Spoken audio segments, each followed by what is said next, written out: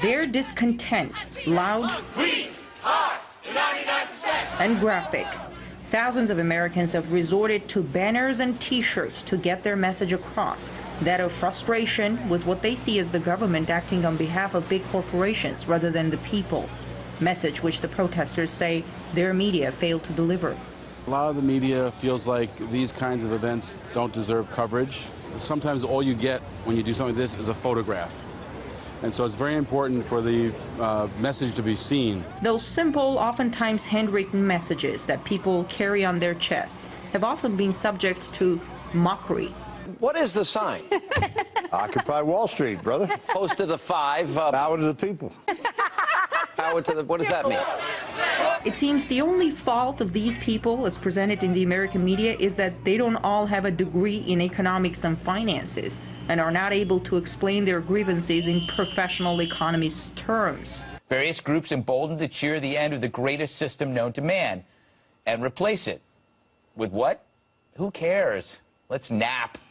The protests on Wall Street are mindless. When you ask people at Wall Street what they want, they don't know.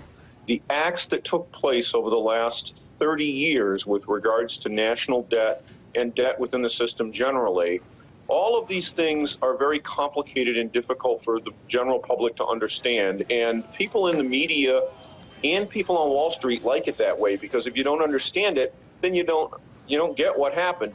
But the American people know that they've gotten hosed. They've lost their jobs. They've seen them offshore to China. They've lost their houses. They saw a huge run-up in home prices and then a collapse. And people are saying, you know what? I know that I've gotten screwed by all of this, but I don't know how I got screwed. But Americans who took to the streets are looking to express themselves by means other than motivational T-shirts and banners, which, as graphic as they are, hardly convey the full message of the movement. The demonstrators are spreading their own paper now, called Occupied Wall Street Journal, which details what they're unhappy with and makes it clear that they're not rooting for one particular party. It also warns against, quote, political machines and their PR slicks taking control of the protest message. One word to describe these ongoing protests from the beginning is frustration. On their T-shirts, on cardboard, on the backs of pizza boxes, as we've seen, people express that frustration.